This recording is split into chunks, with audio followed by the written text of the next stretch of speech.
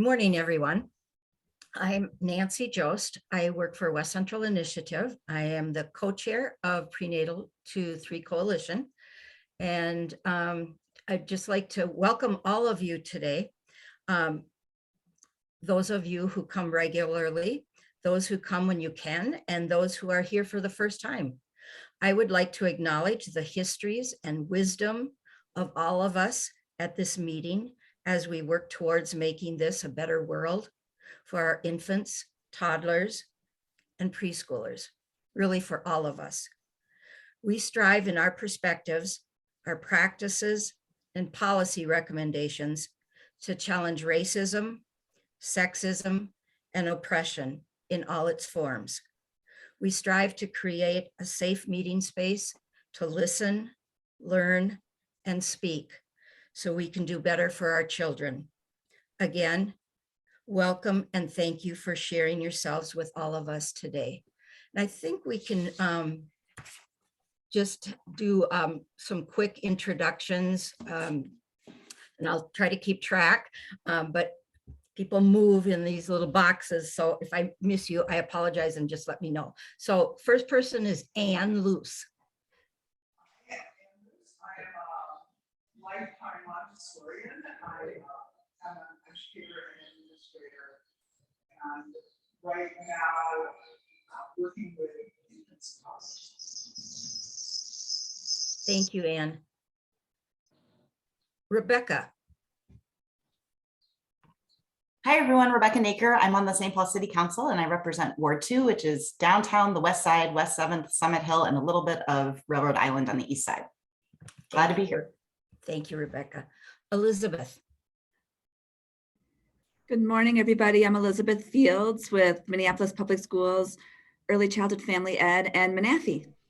Thanks, Elizabeth. Allison. Morning, everyone. Allison Crotto. I work with the Blue Cross Foundation. Thanks, Allison. Olivia. Hi, everyone. My name is Olivia Allen, and I am from Children's Funding Project, which is a national organization working on funding for Cradle to Career for kids. Thanks, Olivia. Deb. Hey, everybody. Deb Fitzpatrick, Director of Policy and Research at Children's Defense Fund. We're honored to co-chair this coalition. So excited to be here. Thanks. Thank you, Deb. Janelle. Good morning, Janelle Waldock. I'm on the Racial and Health Equity team at Blue Cross and Blue Shield of Minnesota. Thanks, Janelle. Denise. Morning, everyone. I'm Denise Mayat from the Sheltering Arms Foundation, and like others on the call, from the Start Early Coalition. Thank you, Denise. Josh. Hi, Josh Weinstock. I'm from Children's Funding Project. Thank you, Josh. December. Morning, everybody. I'm December Bergfeld. I'm the Early Childhood Coordinator at Ramsey County and also coordinating the Preschool Development Grant. Thank you, December. Lauren. Hi, I'm Lauren Moberg. I am the Infant and Early Childhood Director at the Minnesota Association for Children's Mental Health. Thanks, Lauren. Betty. Good morning, everyone. I'm Betty Cook, and I'm here representing Menafee and ECFE. Thanks, Betty. Stacy. Hey everybody, my name is Stacy Joyner. I am the new Executive Director for Early Childhood Education at Minneapolis Public Schools. Thank you, Stacy. Happy to be here. Darcy. Hi, I am the Early Childhood Coordinator from White Bear Lake Schools, and I'm here representing MCEA, which is the Community Educators Association. Thank you, Darcy. Daniel. Hello, folks. My name is Daniel Cox. I am serving as the campaign manager for Spark St. Paul. Thank you, Daniel. Jane. Good morning, everyone. I'm Jane Cressman. I'm with Elders for Infants. Nice to see you all. Thank you, Jane. Anne. Oh, we already did. Anne. You're on the phone end. Okay. Tammy. Hello, I'm Tammy Anderson with Acorns to Oak Consulting, based out of Fergus Falls, Minnesota. And I'm here representing Becker County Child Care Initiatives and Dotterdale County childcare initiatives. So it's nice to meet you all. I don't have great broadband, so that's why I don't have my video on very long because I'm in rural Minnesota and it's not great. Thank you, Tammy. Ellen. Hi all, I'm Ellen Jurek. I'm the Maternal and Infant Health Initiatives Manager for March of Dimes. Thank you, Ellen. Sandy. Hi everyone, Sandy Malika with the Healthy Community Initiative and Growing Up Healthy in Rice County, Minnesota. Thank you, Sandy. Missy. Hi everyone, I'm Missy Okeson with Northwest Minnesota Foundation way up in Roseau, Minnesota, and I just took some major sinus infection medication. So if I nod off, I'm keeping the reason I'm keeping the camera off. Thank you, Missy. Laura, back to you. Great. That was a hard act to follow, Missy.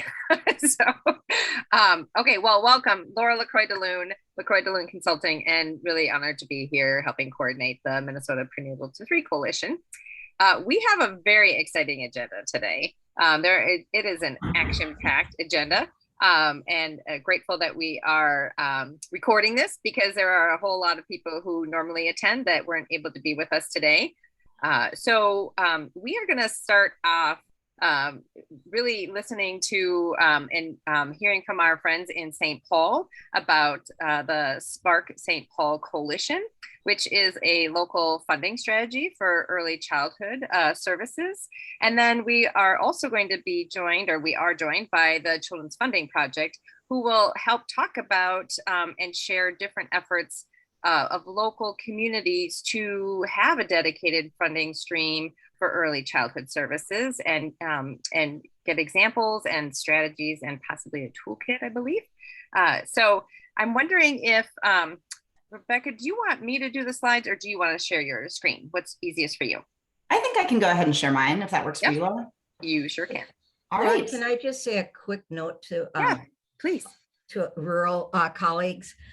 This example is in St. Paul, but it is definitely replicable in rural areas. So I just wanted to, I didn't want you to close your ears and eyes thinking, oh, this doesn't have anything to do with me, but it really does. So thank you. I just want to build on that. And I think the children's funding folks will talk about this, but it's also been really helpful in building the case for statewide investments as well. So I think it does impact all of us. Great. Well, thank you all so much for the time today. It is really an honor and a pleasure to be here with you. I was just so excited to wake up this morning. The sun was shining, the birds were singing, and I got to come to this coalition and speak with y'all. So thank you. And I also just want to thank you for your leadership in general on what I think is the most important issue facing our communities today, which is how we care for our very youngest residents. So thank you for doing that work all the time, not just when you're here together. I am here today as a council member, but I'm also here as a mom of 2. I'm here as a former teacher, and I'm here as the daughter of 2 parents who worked full time from the time I was very, very young. And so I'm also here as a product of quality childcare. And I probably wouldn't be here if not for that. I'm also here as someone who believes deeply that all problems are solvable, and if not now, when? And I'm someone who loves big, smart ideas. And Spark is an example of a really big idea. It's very ambitious. It's not the only one of its kind, as you'll hear from us and from the Children's Funding Project, but it would be the first of its kind in the state, the first for St. Paul for sure. And it's ambitious, but it's also smart. It's grounded in data, it's grounded in community engagement, it's grounded in research, and it's following the models of other places, and it's making the investment that we know yields the greatest return. So that's why I'm so excited to be part of this. I want to thank those of you who are here who have been part of Spark and who have maybe sat through this presentation a couple of other times. I won't call you out, but you know who you are. Many of you have been critical to us getting to this point, whether financially, with advice, moral support, being part of our many design teams and work groups that have gotten us to this stage. So I recognize that I'm among friends, and I'm just one person speaking for many, many, many of us who've been working on this effort. With that, I will do the great screen share and the question of our age, which is, can you see this? Yes? Yes. All right. Great. So I have a couple of slides about Spark, and then mostly I'm really excited to hear your input, your questions, your advice for us as we take this forward. And as was said, absolutely, this happens to be starting in St. Paul.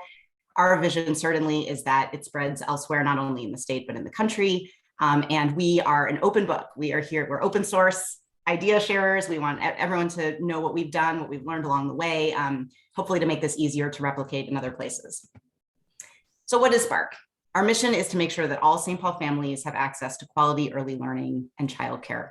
We know that investing in our youngest learners is the best investment that we can make in our communities. Right now, St. Paul Spark is a coalition of local leaders, of providers, of parents, of elected officials, of business leaders, of stakeholders from every sector of our community who have been working together for the last 5 years to figure out how to make this mission happen. I don't need to tell you about why the status quo isn't working and why childcare is so important, but I think it's always a good thing to remind ourselves of why this really matters. So a lot of folks who have experienced this themselves are not surprised, but I think it's important to reiterate that this is an extremely expensive state for childcare. Minnesota is the 4th most expensive in the country for childcare. So if you or someone you know has struggled to afford it, it's not your imagination. We really are an expensive state, and childcare, as we know, is incredibly expensive in general. This is especially a problem because 33% of our preschool age students live below the federal poverty line. So while it's a struggle for all families, it is especially a struggle for families who already struggle financially. More than half of our St. Paul children are not ready for kindergarten on several of the metrics that we use to assess kindergarten readiness. And that's not surprising when we have essentially left the first 5 years of children's development, left parents on their own to figure that out. And so it's not surprising that kids enter kindergarten in very different places. This isn't just an educational issue. It's not just an equity issue. It's also bad for our economy. We know that businesses lose over $50 billion a year annually to childcare challenges. And this is something that has become even more obvious, I think, during the pandemic. We've started to see employers recognize, in some cases for the first time, that if my employees don't have reliable childcare, they can't get to work. And women, as we know, are especially impacted by this. We saw over 1 million more women than men during the pandemic leave the workforce due to childcare challenges. So as a working mother myself, as the daughter of a working mother, all of us working women out there, I mean, this is really our issue. We cannot talk about gender equity in the workforce if we don't talk about childcare. And I know that I am preaching to the choir, but I'm preaching anyway. And then finally, our current solutions are just inadequate. We don't have the level of public assistance we need. And we know that even if you're lucky enough to be able to get a scholarship to get CCAP, often that doesn't cover full year-round care, right? And so we need to do better. And finally, often state level change, which many of us have advocated for a long time, and we need to keep advocating for, sometimes that starts at the local level. We saw that with all-day kindergarten. We've seen that with smoking bans in restaurants, right? We've seen this in a number of other areas, that sometimes what gets the state to finally act the way we need it to is to see that, all the cities are doing this on their own. We better take action and not let them go crazy and make all the positive change without us. So why this initiative? Why focus on early learners? Once again, I know I am preaching to the choir here, but we know that the earliest ages are the most important. That's when the vast majority of brain development happens. Reams of data have shown that this is the best possible return on investment, $16 to every $1 spent. Art Rolnick at the Federal Reserve has demonstrated this conclusively. He is part of our Spark leadership group and has been speaking very compellingly, as many of you know, for years about this. And then actually recent data has come out showing that this doesn't just have impacts on the children who are in high quality early learning or just their parents, but now we're actually seeing 3rd generation effects. So the children of children in high quality early learning have better health and social and economic and emotional and educational outcomes, which is pretty powerful, right? We're used to talking in the funding circles that I'm part of about, 2nd generation effects and 2-gen solutions, but this is 2 and 3-gen solutions. And again, I know that everyone here is fully aware of this. So how do things work today? And work is in quotation marks. Well, parents are basically on their own at a time when they are most stressed out. Anyone who's ever had a new child in the family knows this. Most financially stressed, emotionally stressed, physically stressed. And that's when essentially there is no system. Parents are left to figure out childcare on their own. That means navigating websites that are often just lists of providers, often lists with phone numbers, often phone numbers that don't get answered during the day because the provider is busy providing childcare, often lists that end up leading nowhere because no slots are available. Parents are now signing up for wait lists when they're in their first trimesters because that's what it takes to be able to get guaranteed a spot. If you are lucky enough to find a spot, you then have to figure out how to pay for it. I know for us, that was about equal to our mortgage when we had 2 children in childcare. It was a great way of making sure that there would be no more little Nakers running around the planet, which I think is fine. But we would not have been able to afford having a third kid in childcare. And that's the case for us who are lucky enough to be able to afford it. There are the challenges for families who are already struggling are immense. And then again, as we know, figuring out what funding solutions are available, what public assistance is available, can be a challenge for parents, and often running around to many different sources to try to apply for various sources of funding, figure out what you're eligible for, and make it work. And this is all, again, challenging enough for families that are well-resourced, that speak English as a first language. It is immensely more challenging if those things are not the case for your family. Now, of course, this only lasts for the first 5 years, right? And then all of a sudden, as a society, we've decided that education should be free and quality and available to everyone, and it's called school, but it's just about 5 years too late. So how is Spark going to address this? How is Spark going to work? So first of all, we're going to create a one-stop shop online tool that's going to be supported by in-person navigators who can provide support in a number of languages so that families are able to go online and find not just a list, but really a robust example of each provider, their story, their pictures, what kind of education they provide, their schedule, their cost, their available slots, that's updated regularly. I have compared our current lists of providers, our current web searches to Airbnb if it didn't have any availability or any photos or any financial information, right? Sometimes it's not a super useful tool. So we'll build an online tool, and that will also be a place where families can complete an initial application and be able to be connected to a number of different, not only providers, but financial assistance in one place. We will braid and blend together different funding streams behind the scenes for families. So if families are eligible for other types of assistance, Spark dollars will be last dollar in.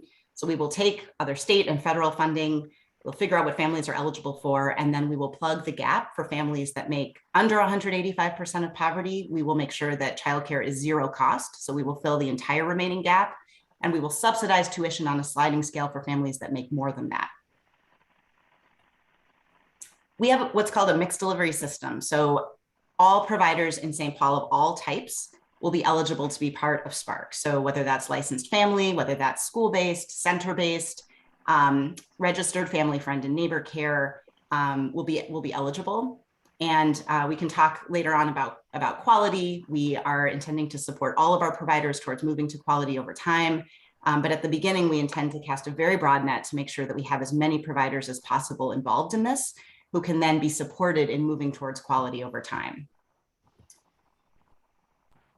And then finally, as I mentioned, we will have staff that both provide outreach to families, but also outreach to providers, helping them be connected with this network of their peers for professional development opportunities, for learning, and for their ability to move up in terms of quality as we go.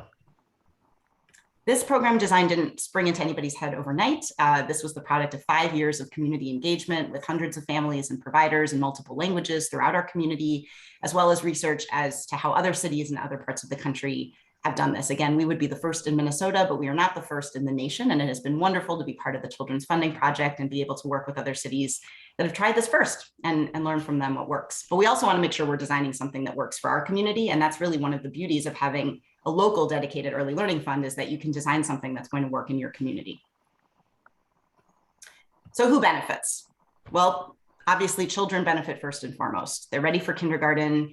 They have had the first 5 years in a quality early learning environment. Parents are able to get to work, and then families have much more disposable income and can also find childcare more easily. And by the way, although Spark isn't directly creating more childcare spots, which is another huge part of the problem, we do expect, and we've seen this with previous expansions of childcare funding, that when we create additional revenue to support the demand that's already there, we'll see childcare providers open and expand. We've heard this from providers we're working with, that right now they're stymied by not knowing whether or not if they open a new classroom, there will be the revenue to fund the demand to fill it. Well, if there's a reliable, sustainable funding stream, that allows them to have the confidence to open up. So that's going to benefit all families, whether or not they actually get the Spark tuition subsidy, as will the one-stop shop finder tool. The reliable income, again, that supports our childcare industry. It also helps them increase pay to their workers. We know that worker pay in the childcare industry is abominably low, doesn't at all recognize the immense importance that those professionals provide to our community. But right now, the business model doesn't work. And so this revenue will hopefully allow them to pay a living wage and beyond. And then, of course, we know that once families are supported, once they have more disposable income, when employers have a steady workforce and children are prepared, all of us do better. So whether or not we currently have young children in childcare, whether or not we're providing care for a family member, regardless, we know that our whole community benefits from these kinds of investments. I remember actually when our city council passed the $15 minimum wage, and we felt really good about that. And I opened up the paper the next day and I saw an op-ed from David Schultz at Hamlin University saying, great job on minimum wage, but you better tackle childcare right away, because essentially all of our progressive initiatives, all of our attempts at equity are going to fail unless we take care of this huge issue for families. That's where all of those dollars are going to end up going.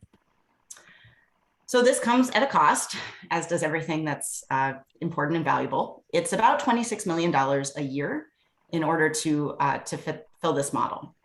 And as we know, that amount of money requires a dedicated public source. That's not the kind of financing that can come from philanthropy or from the private sector. It's something that we need to go to the public for, much like the K-12 system or any other sort of systemic ongoing public investment that also benefits the community. And that's important to give providers and parents the knowledge and the confidence that this is something that's going to continue. It's not a pilot project. It's not a demonstration. It's not a one-time funding stream. It's going to be something you can depend on and you can plan around and build your life around. So how do we get 26 million additional dollars a year? We've spent a lot of time trying to figure that out and looked at a number of different funding sources, and I'm happy to go into the weeds with any of the financing data nerds on that at any time. But what we've landed on in St. Paul is that there's an option to have a special levy increase, and we can essentially go to the ballot and ask voters to approve that, much like the school district asks voters to approve a levy increase when they need it. And the advantage to doing that, unlike just the city council, of course, can raise its levy every year as well. But the advantage of a special levy is that it's dedicated funding. So whatever voters approve it to go for, it's restricted to that use. So those dollars are walled off. They can't be used to fund whatever general fund shortage there is in the city budget that year. They have to be spent on this dedicated early learning fund. And the other advantage is that you can set a time period over which those dollars come in. And then those dollars are sustainable and reliable over that time period. So in our case, we're talking about an incremental levy increase of $2.6 million a year, which will add to itself each year. So we will have 2.6 million the first year, then 5.2, all the way up until 26 million comes in year 10. And that will equal about a $20 property tax increase for the average home, about $42 increase for the average business. And again, those will be compounding. So you'll pay $20 more this year, $40 more, $20 more than you did the year before. By the time you get to year 10, you'll be paying $200 more than you were at year 0. But each year there's only a $20 increase, say, for a household. Again, that's an investment. That's not nothing. And the case that we need to make as a Spark campaign and as our coalition is that investment, while not insignificant, is worth it to be able to provide this community benefit to all of us. So how do we make this happen? Well, that public education I just mentioned is huge. Not everybody knows all of the facts on those first couple of slides about the value of early learning and the importance of those first 5 years. So we need to make sure we get out there and not only talk about the value of early learning, but also the reason for the city to get involved, right? A lot of people, a lot of us have assumed for a long time that this is the state's responsibility, this is the federal government's responsibility, not something cities have traditionally stepped forward to lead on, but like so many other issues where we're seeing paralysis at the federal and state levels, this is the kind of issue that cities are now starting to take on. And you'll hear more about that from our friends at the Children's Funding Project, but we need to educate people about that and explain why it's important for us as a city to do this. That also dovetails with a political campaign, a traditional door knocking, persuasion, vote getting effort. And specifically right now, our focus is on getting 12,000 petitions signed because we need 12,000 signatures in order to get this question on the ballot this November. If we don't get those numbers of petitions signed, we can also have a vote by the city council to put it on the ballot, but we want to start with the petition signatures because we want to get the word out and we want to engage people in this process. And we think we can do it. And then on November 8th, hopefully, the ballot measure passes. And then those dollars start to flow in. An independent nonprofit organization called Spark is created with its own publicly accountable governing board. And that essentially is the executive arm that takes those dollars forward and designs and implements the program that I described earlier. We feel really good about our chances for success in this campaign, in part because, again, we're not the only ones who've done this, and we're not the only ones who've done this recently. So I like to show this slide. This is from the Children's Funding Project because it shows the number of cities and counties that either adopted brand new local dedicated early learning funds at the ballot box or renewed existing ballot measures that they already had. And this was in 2020. So this was in the first few months of the pandemic. This is when things felt extremely uncertain. You might remember we had a pretty big election that year with a lot of uncertainty and tumult. And yet at that moment, all of these communities across the country came forward and said, this is something that we want to invest in. We've also seen here in St. Paul from our own polling that we've done several times now that huge percentages, better percentages than we see normally in school district levy polling, say they support early learning. And the Children's Funding Project has seen this as well nationwide. So we feel like this is an issue that is resonating when we're going out door knocking right now. We're hearing people say, yeah, this makes sense, and signing the petition. So far we're doing well, and Daniel can share more about that if you're interested, but we feel confident, but we also have a lot of work to do. Which is a great segue to how you can help. So if you are interested, whether or not you live in St. Paul, you can help us out. You can join our coalition. We have, you'll see on our website, a list of businesses, individuals, leaders from all kinds of sectors who have signed on to say, I want to publicly support this effort. And frankly, the more names we have on that list, the better. You can host an information session at your home or your organization, so we can come and do a presentation similar to this. If you liked hearing this one time, you'll love hearing it another time.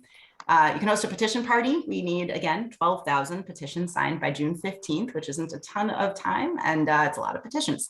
So if you would like to invite your friends and neighbors over to host a petition party, I actually did one outside on my driveway last Sunday. I just set up a table, put out some cookies and some lemonade and see who stopped by. And I got 9 petition signatures on a Sunday afternoon, just sitting there putting my sign out. So it can be fun. And of course, you can make a financial contribution. This is an expensive campaign. It's a citywide campaign. We are running throughout St. Paul. It's an issue campaign. We don't have a candidate. We have an issue. We have an idea. So we have to do a lot of education about that, convincing people why this matters. And it's going to cost about $850,000 to make this happen. So if you have $850,000, we'd love it. If you have anything less than that, we'll take that too. There are no limits on how much you can contribute to a ballot campaign, unlike a candidate campaign. So the only limit is your generosity. And then many more ideas, anything that you have ever done before on a campaign that you like doing, you can do with Spark. So just let us know. And that's all I got. That's our website, our email address, and I would love to stand for any questions, and I'll stop sharing so I can see y'all.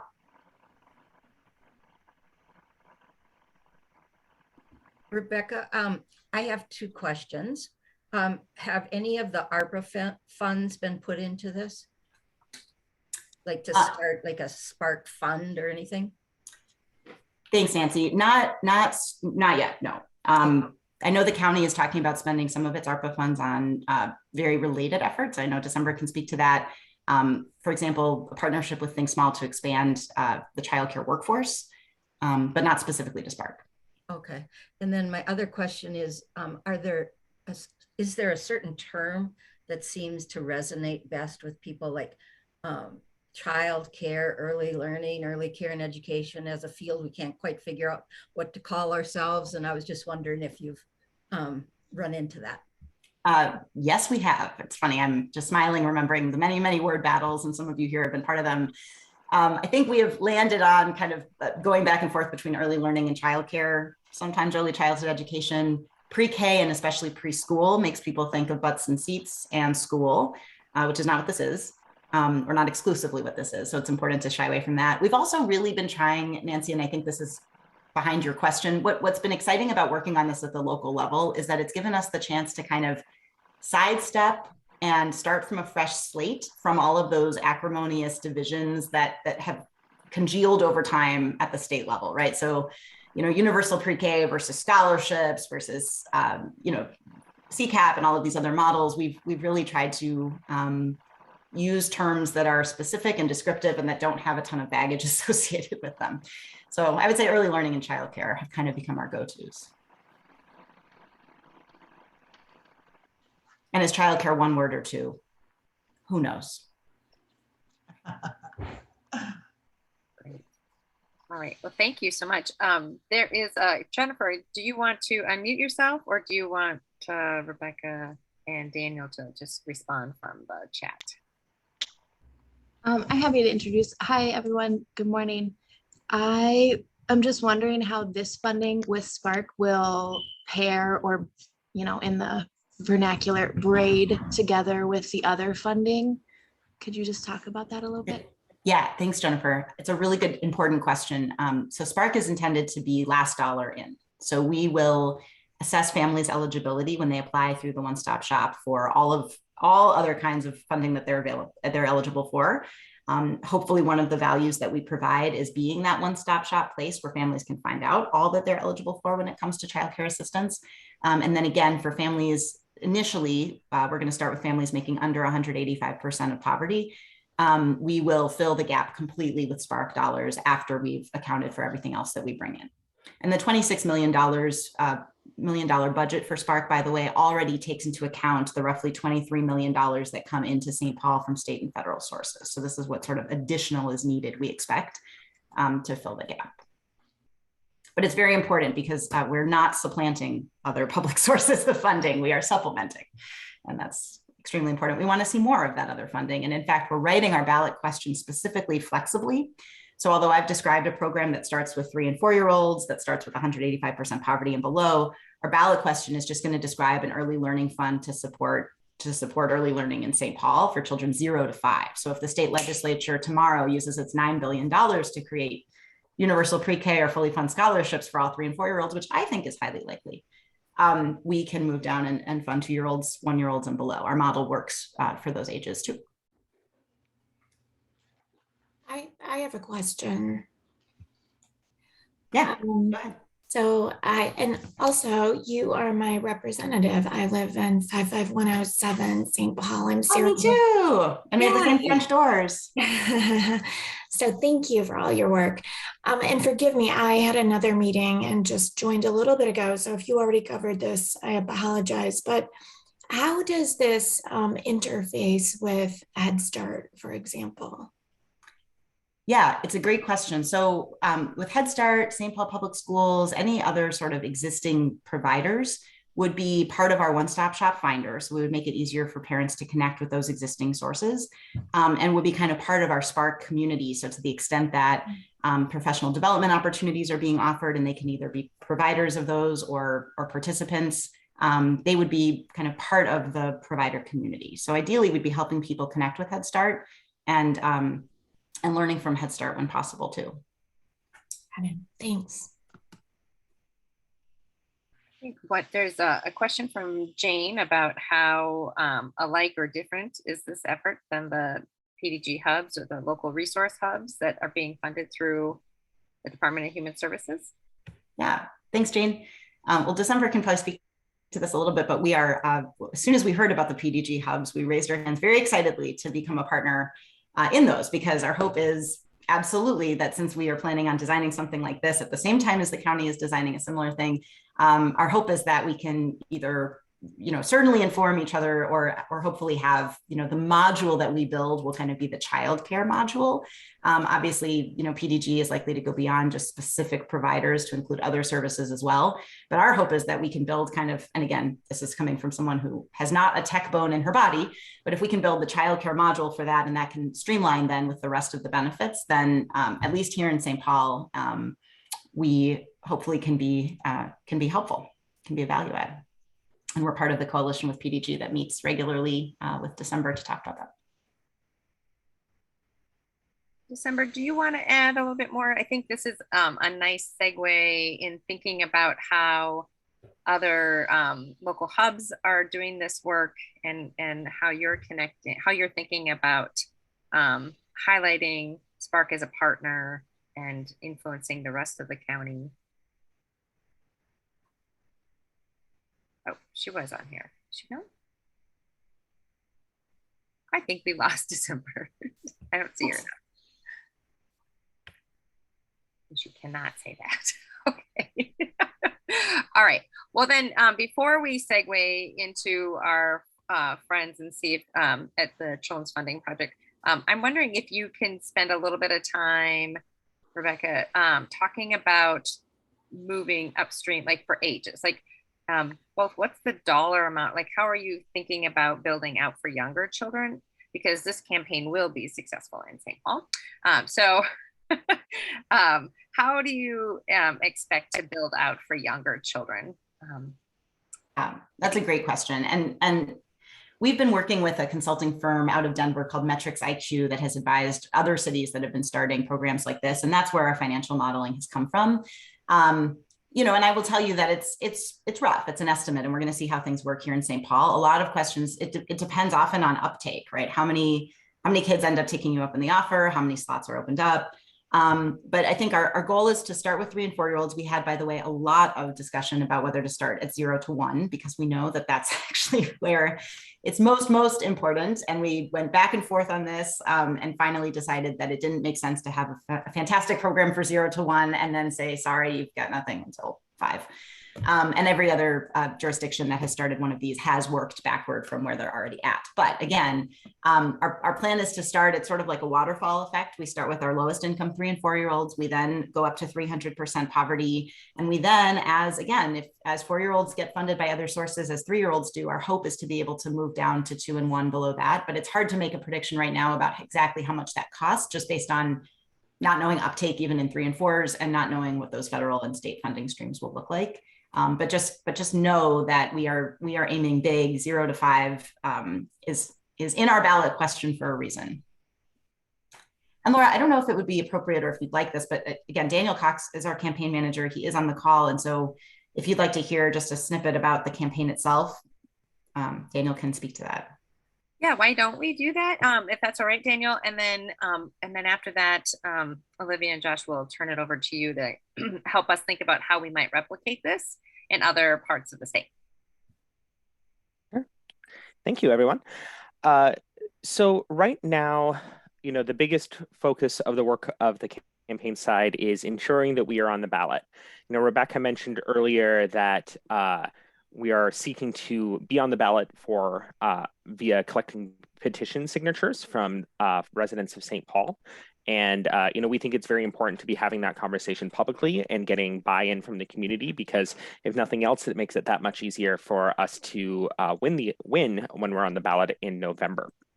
So we're also trying to exceed the number of signatures needed to be on the ballot by a relatively significant margin, just because we know from what Olivia has shared and others have shared about the experience of similar campaigns in other states, that there is always a issue with signature and validation. So our initial overage goal was 14K, and we're going to try and push all the way through 16. We're going to get as many as we possibly can. And that work is going, honestly, very, very well right now. We are, in mid-May, and we are at 5,913 signatures as of my update yesterday morning from all of our field sources. So with 1 month and 2 days to go until the day where we want to turn in the bulk of our signatures, we're closing in on halfway to the number that we actually need. And based on my experience on campaigns in the past, the last 2 weeks are generally the point of highest activity, especially from volunteers. So being, closing in on like 50% of what we actually need with a month left to go feels good.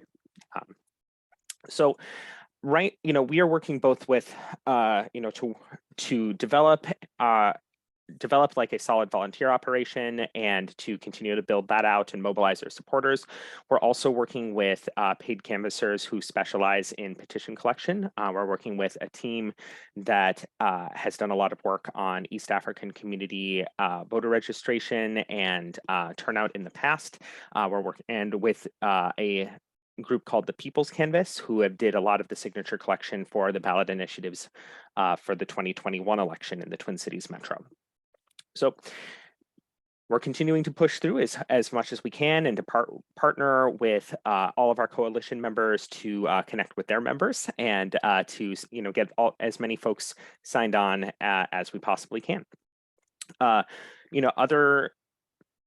Otherwise, we're continuing to raise the money we need to pay for all of those programs and to run a strong general election campaign, to build out our coalition and to think thoughtfully about where both where the campaign is strong and where we have solid relationships, and also like who's missing in our coalition, and doing our best to ensure that we're building a campaign and a coalition that represents the diversity of St. Paul. So with that, I will not take up more time. Thank you. Thank you for that. So it sounds like you're making good progress and we have a ways to go to be successful in St. Paul.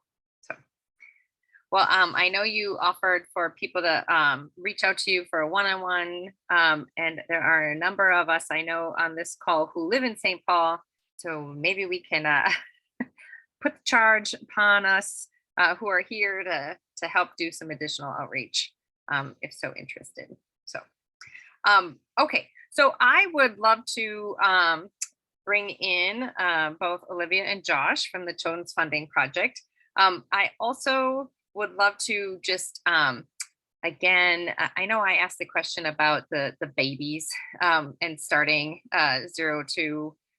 starting with the babies. And I do want to just put out there, so Olivia and Josh, if you could help us also think about how to bring babies into this. We have had this promise of getting to the babies for the last 20 years, and those babies are adults. And so I want to be sure that we are mindful of strategies that say what they're going to get us there and then don't. I'm not saying this as a criticism, because I think this work is absolutely critical. But I would like us to be really strategic in thinking about how do we actually get to the babies before they're adults. Little pressure on Olivia and Josh. I didn't ask for that when we signed you up for this piece of the conversation, but I do think it's really important that we become impatient with this strategy. So. Yeah, thanks, Laura. And we've been thinking about that a lot too. And we've had a lot of conversations with Rebecca and Daniel and their team about how do you make sure you capitalize on what right now is politically feasible and feasible within the system, while also maintaining room and flexibility and preserving the ability to kind of expand, like Rebecca said, backwards in time. So I can definitely share where that's happening and how we're thinking about it. Just share some slides here. Yeah, so building momentum for voter approved early childhood funds is really the name of the game for Josh and I in our work at Children's Funding Project. So we spend almost all day, every day, thinking about how do we help folks like Rebecca and Daniel do this in St. Paul, and how do we help folks learn from Rebecca and Daniel in St. Paul and take those lessons to other parts of the state or the country. So just a little bit of context. We're talking super specifically about local public revenue dedicated by a ballot measure. And I think Rebecca already did a nice job of sharing why that's so crucial and making the case for a voter approved early childhood fund as being something that you just can't go back and advocate for that amount of money every year and expect to create a sustainable system in the general fund budget process. And doing it by a ballot measure and having the mandate of the people establish it is in some places your only option, and in other places is a great political tool for cementing the fund both legally and in public will. So I won't belabor that, but I do just want to share that this is not a brand new idea, but it is a a growing movement. I think it is, I forget who mentioned it earlier, but someone mentioned that we talk about it being somewhat contagious in a positive way, where you can see in states that have established one fund, generally other funds follow. And a big concern we hear from folks is, okay, if we do this locally, is that going to mean that the state is going to kind of give up their responsibility to localities? Are they going to see it as no longer their job? And that hasn't been the case from what we've seen in Colorado, which has established several early childhood funds. You all may know they just recently passed a universal pre-K bill, and they've passed major early childhood funding kind of across the board. The same as you can imagine in California, in Florida, though their funds are more cradle to career focused. They have a big early childhood focus in several of them, and they've passed early childhood legislation in Oregon.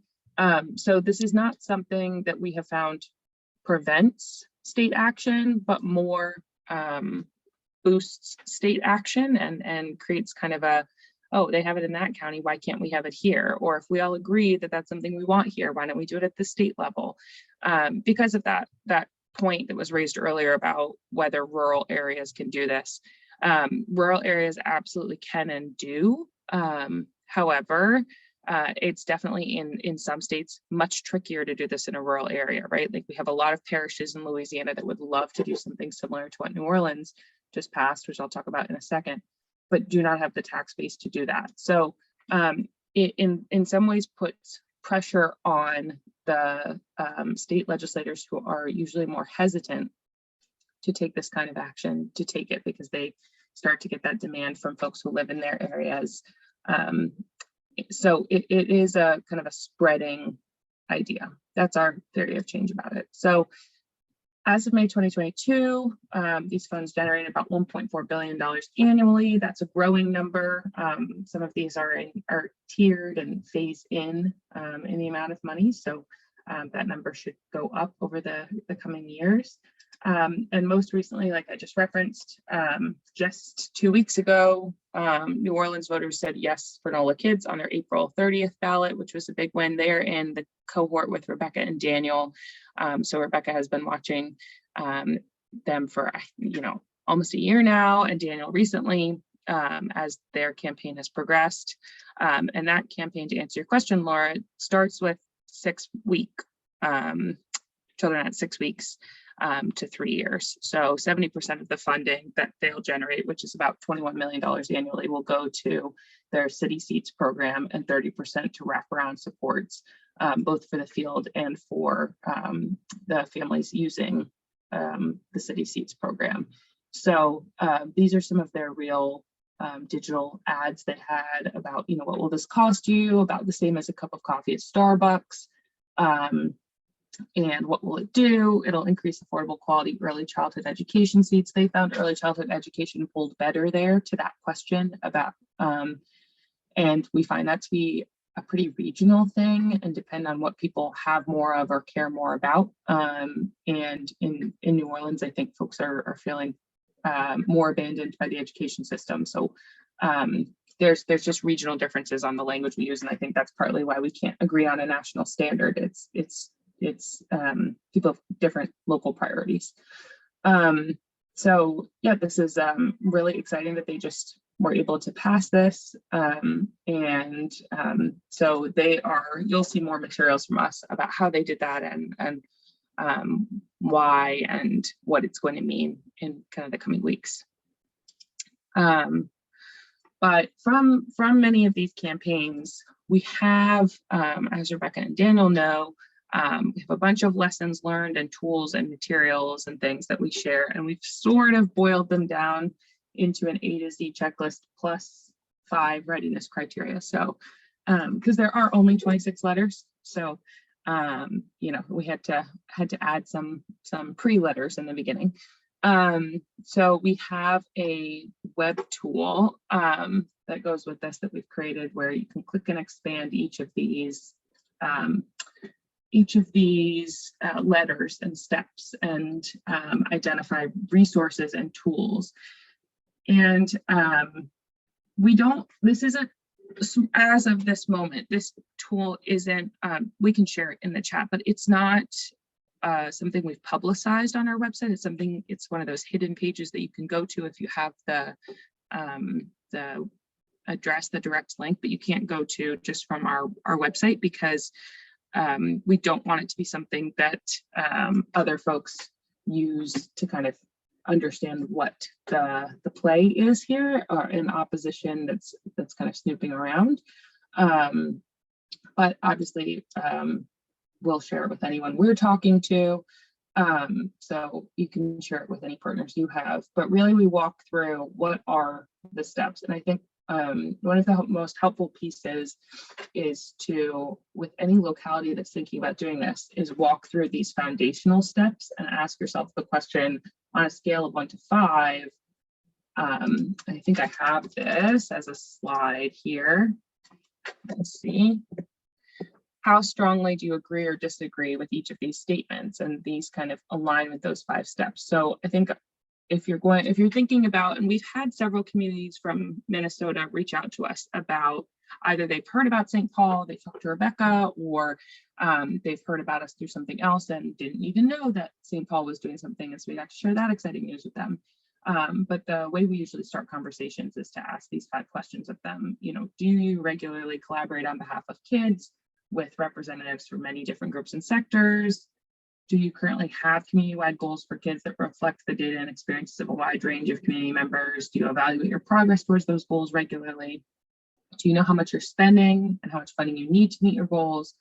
Can you name 3 or more organizations that would be willing to contribute resources to this effort? And do you have a committed convening entity? So do you have a table like this that meets together? And you don't have to be a strongly agree a 5 on all of these to get started. In fact, kind of the piece that we make is that you get to a 5 on all of these, ideally, as you're going through this process, even if you're not there in the very beginning. But we have this in kind of a readiness survey form that we can share as well. That's just an activity that people can walk through. So if you have communities that are asking you if they're ready to do this or how to be ready to do this, this can also help crystallize for them what are they missing, or what do they need to ask for or work on, or what do they need to be asking local foundations and local philanthropy to support in order to build their capacity to do something like Rebecca and Daniel are doing. So the timelines look different for doing all of these steps. I think, Rebecca, you all followed this pretty closely. We have one on St. Paul, one of the timeline slides on St. Paul in here. Josh built these to help show partly that this is a pretty variable process. Some people come to us and then within a year have turned around and passed something. Some people, like in New Orleans, it has taken near 5 or 6 years, with one false start in December of 2020. And they built upon a win, their first funding allocation in the city's budget for 0 to 3-year-olds. They built on that in 2017 and have been building momentum ever since then. And then in St. Paul, some people follow the timeline pretty precisely and make it nice and neat walking through this, but have, I like that this shows how much Rebecca mentioned, you know, this is a 5-year labor of love. This is not coming out of thin air or some, you know, new idea being rapidly implemented. This is really building out of the convening of cross-system stakeholders for 5 years now.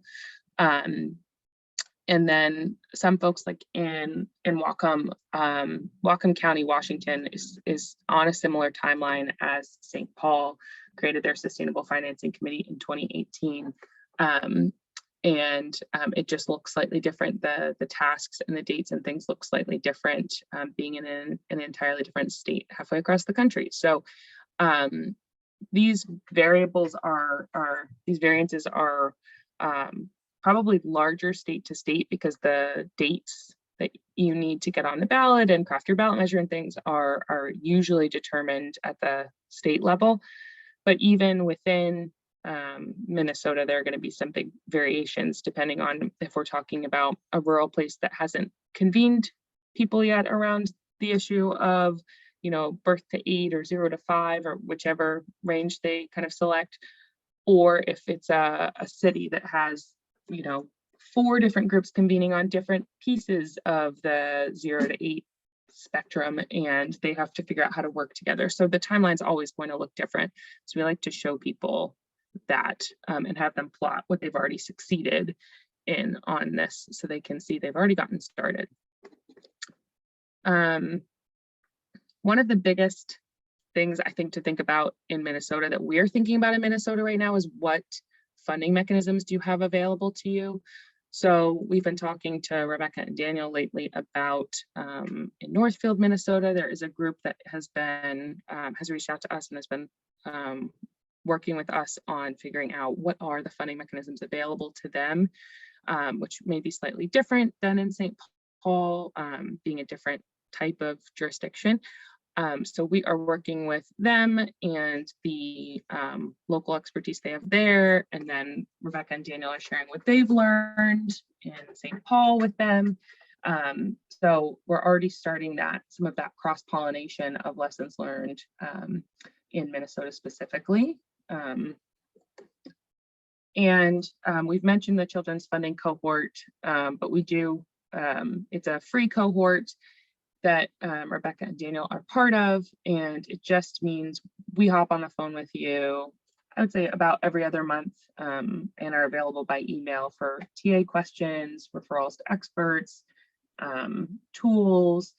If you have a question we don't know the answer to, Josh writes it down and we start looking for answers, and then we have an answer for people next time. So we would welcome having plenty of folks from Minnesota in this, and I think Northfield is planning on applying to the next round of the cohort already. It's nice to have multiple groups from one state in at the same time, because then you have a partner to kind of check and confirm what have you researched about the date that this is due, and what are we required to do for this, and it's nice to have both the diversity of being across the country and seeing what other folks are dealing with, and also knowing, being able to share resources close to home. So that's how we help folks kind of in as efficient a way as possible right now. There's also plenty of people who aren't ready to do this quite yet, but want to build towards doing this in a couple of years. And so we kind of have recommendations based on the readiness criteria I mentioned before about working on building a cross-systems table, developing community-wide goals for early childhood, working towards understanding what do we actually need in our community, both qualitatively and quantitatively, educating the public on need in your community. And then we just throw Allie at our organization's email in here. She's good at figuring out who on our team is best suited to help folks with different early childhood financing questions. I just have that in case someone has questions about the quantifying the need piece, but that's just a quick overview, Laura, of kind of what our initial thoughts are on how we help spread what St. Paul is doing through Minnesota and beyond. So I'm happy to answer questions folks have about, I think there's some in the chat that I haven't seen yet.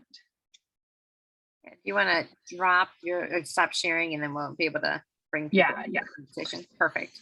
Okay. All right. So there were, I think the piece about Hennepin County, although Rebecca may have answered it for us.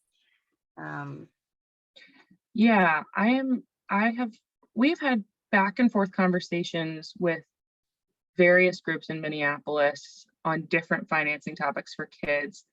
My personal connections have been with folks who are working more on the youth, older youth focused, or would work on a cradle to career initiative.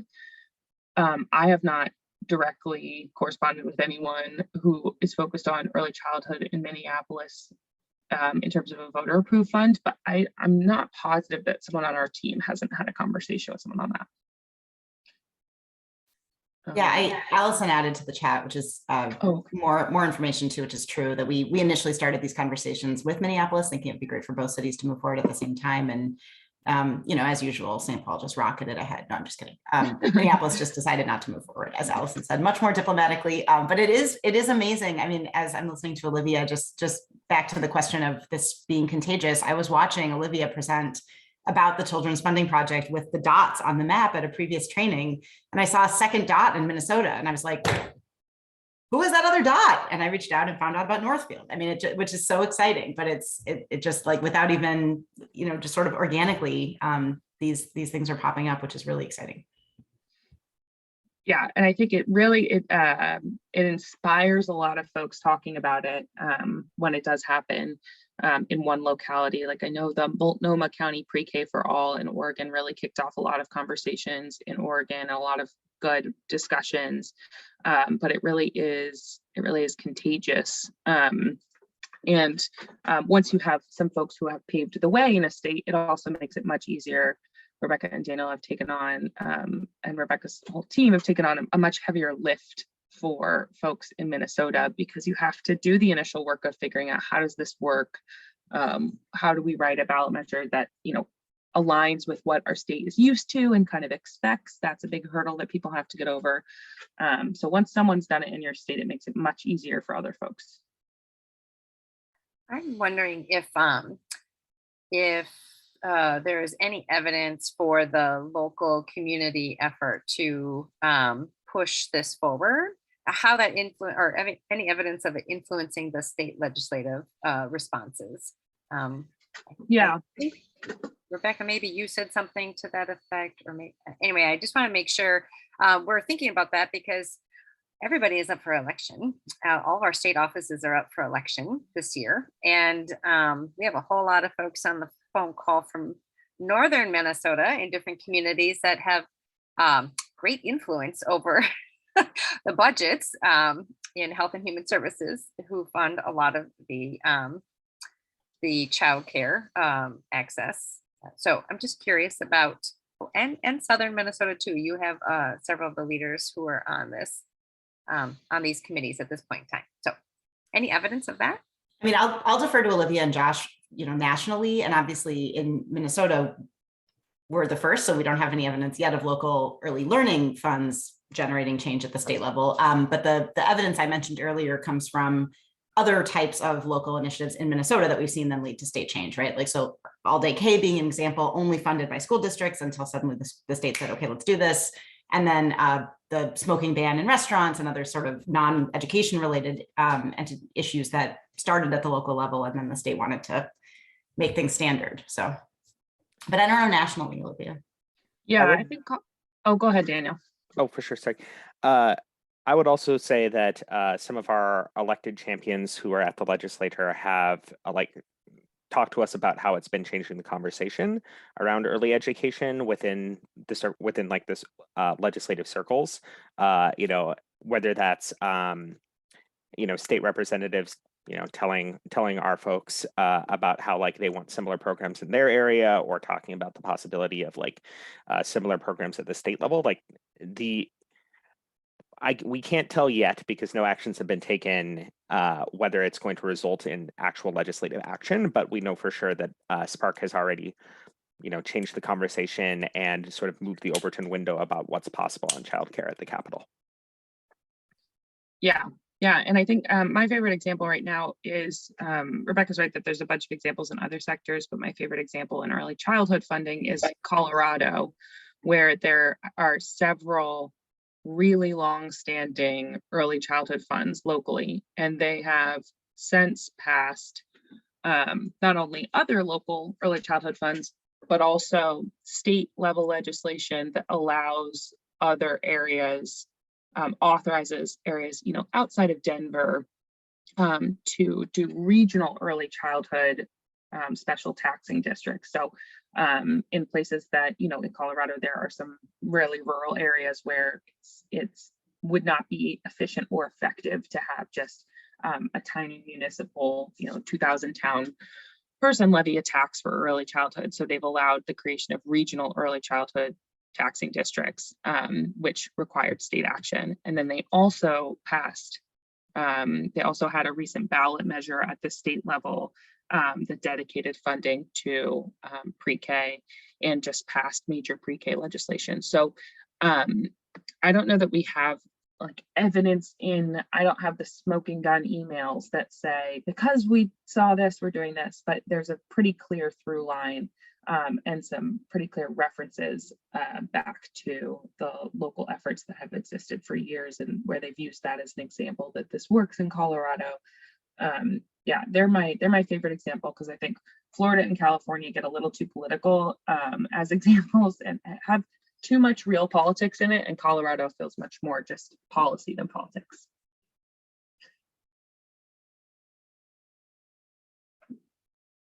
Great, thank you.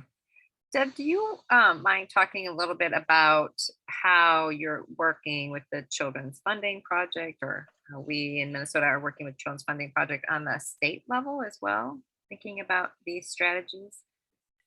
Yeah, so we have been in conversation for a while about what it would mean to have a dedicated revenue source. Obviously, Minnesota, unfortunately, isn't, well, fortunately or unfortunately, I think it cuts both ways, is not a ballot initiative state. So it is a little more challenging. I think Colorado passed paid family medical leave that way as well. So, you know, I think the fact that we don't have that, we have constitutional amendments, which is a whole nother kind of, you know, kind of thing, whether this kind of thing would belong in the Constitution. So, but we have been talking about different opportunities to think about dedicated revenue. And one of the things that we have done is kind of pivot to the Great Start Task Force and think about how we're bringing this whole issue of of taking responsibility for figuring out how we're going to fund the system we really want statewide. And just yesterday, I was talking in a sub-working group about learning from St. Paul about just this whole thing around braiding and blending and topping off our existing funding sources to kind of come up with what we need. But I also think that we want to kind of bring this different models again from the Children's Funding Project into that Great Start Task Force space. So that's kind of where we've pivoted to as a place to kind of continue that conversation. One just quick note as we're advocating at the legislature, just for what it's worth, that we've learned. Olivia mentioned all the different types of funding that are available in many states for localities to use for these efforts.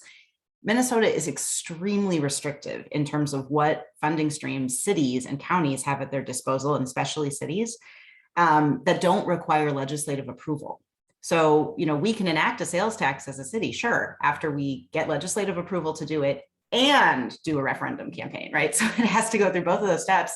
And that's the same with, you know, sin taxes and other kinds of excise taxes and all these things that are actually more popular and usually easier to enact in other places. People like the idea of a sales tax because it's not another property tax, and people who don't live here pay for it, right? Or a sin tax, which, you know, seems to only, it penalizes a bad behavior while supporting something good. So there's lots of these really attractive funding mechanisms that cities in Minnesota just can't enact because we're constrained by the legislature. So just something to just percolate on as we're thinking about statewide advocacy as well, that as and when until we have a state solution, cities are also kind of constrained, and we might want to advocate for a little more flexibility.